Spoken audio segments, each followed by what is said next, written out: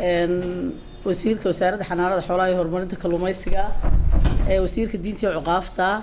wasiirka wasaaradda beeraha iyo horumarinta beeraha labada dhiijay xilka la kala wareegaya agaasimaha shaqo qaran madaxda ka socota hay'adda FAO Cabdikariin iyo Jibriil dhammaan madaxda ka soo qayb gashay xil wareejintan maanta shaqaaleynaha wasaaradda xanaanada xoolaha iyo kalluunka bahda saxaafadda qof kasta maqaamkiisa wasaaradda beeraha laftigeeda shaqaalaha iyaguna ka joogay soo gulbiyay dhiijigooda shaqaalaha wasaaradaha kale ee iyaga laftigooda ka soo qayb galay dhammaantiin waxaan leeyahay assalaamu calaykum waraxmatullaahi wabarakaatuh run ahaantii sida loo sheegay waxa weeyaan waa xil wareejin waxa weeyaan astaanta qaranka ayay tahay xilku waa qoriisu dhiibo in maalinba qof loo dhiibo maalinna qofku qaranka waa kusoo biiraya maalinna xilka uu ka nasanayaa wax mushkilada ma laha qof walba ilaahay markuu bariiskiisa u qoro ayuu kusoo biiraya halkan bariiskiisu markuu halkaa kasoo dhamaadana qalinkaa kaa joojinaya adduunkan bood ka geeriyoonaysa amba qofkii kuu dhiibay siduu xasan u sheegay kaa qaadaya wax mushkilada ma laha xilka maalinta lagu dhiibana waa inaad ku faraxdo maalinta lagaa qaadana waa inaad habi ahaato waayo dee dadkii ka dhex biximay sidii imanka cali waa lasii galmiyey oo lasoo galmiyey wasaaraddii unbuu dee asxaabtiisii oo dhan baaba joogtay isaga magaalada meel kala garanaya waa kusoo laalaabanaya qof walba meeshii uu yaqaanay unbuu ehel la sii ahaanayaa marka wax mushkilada ma laha dadkeena waxaad moodaa waxaad arkaysaa qof xil laga bedelay waxaad arkaysaa maxaa la yidhahdaa ay qaar halkaa usoo fadhiisanayo qofkaasi maalinta waxaas igu sameeyey maalinta sida dadkeena aad ku aragteen imanka dee markuu xilka joogaba haddaad wixii kugu sameeyey sheegi kar wada maalinta xilka ka tagana haddaad tiraahdo hebel wii sii xagxagtay caynkaas igu sameeyey maalin baan kursigiisa uga tago iga bax buu igu yidhi caynkaas xilka qaranka ayaa caynkaasa qof kastaaba maalin buu dadku way farabadan yihiin qaranka hoos joogay xilka ka wada sugaya maalina adaa joogay maalina qayrkaabaa joogaya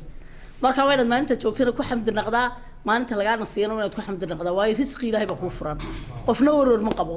wixii alla kuu qoray baad mar walba qaadaysaa marka agaasimaha cusubna waan soo dhaweynayaa agaasimaha calina waa asxaabteedii in badan ayaan wada shaqaynaynay run ahaantii nin dhalinyaro firfircoon ayuu ahaa cali qof aan cadho badnayn buu ahaayo dadku ay maaragtay qofka cadhaysiiyaanan intaan wasaaradda jooga cali oo cadhoonaya run ahaantii maalin ragan intaasaan ku xasuusan doonaa nin bilaa cadha buu ahaa ma cadhoon jirin cali waxa weeyaan iminkana qarankiisu hoos jooga meel kasii saraysu higsanaya inuu tago ilaahay meesha tagaysaa kuu fududeeya ayaan leenahay axmed cali maaxna waan soo dhaweynaynaa waa nin qaranka in badan usoo shaqeeyey wasaarad jaarka uun kasoo wareegay waxaan leenahay wasaaraddii beeraha ka ballaaran baan kugu soo dhaweynaynaa axmed cali maaxow oo ka shaqaalo badan oo laba wasaaradood oo isa saaran xanaanada xoolaha iyo horumarinta kalluumaysiga oo si kale markaad u dhigtana laba qaybood oo kala dambeeya aanu nahay waad garanaysa inay laba wasaaradooda la isku daran yihiin agaasimihii wasaaradda maxaa la yidhaha kalluunka horumarinta kalluunka Ismaaciil waa ka isaguna halka fadhiya anaga laftigeega waxaanu dhahnaa markaan soo sheegina wasaaradda xanaanada xoolaha iyo horumarinta kalluumaysiga marka waa laba marka wasaaraddii beeraha wasaarad ka ballaaran oo ka shaqaalo badan ayaan ruuxaantii kugu soo dhaweynaynaa waxa kale oo kugu soo dhaweynaynaa wasaarad shaqaalaheedu aad iyo aad 3 sano ayaan waxaan joogay waxaan malaynayaa inay bish iyo dhowr maalmood ay tahay maanta 5 cisho ilaa 6 cisho meelaha ay dhaaftay bishii intaan joogay qof iska baan leeyahay wasaaradda qof maanta aan colnay haddaan ka tago oo odhanaya in kaar kugu dhacday ma joogo sidaan aaminsanahay run ahaantii waxaa jooga dad aad iyo aad u sharaf badan wasaaradayada oo aan anigu ilaabi karin haddaan maanta ka tago waxaanan aaminsanahay haddaan u baahday inay walaaladeydii gacmahayga yihiin waxaan aaminsanahay hadday taydii noqoto inay aasayaan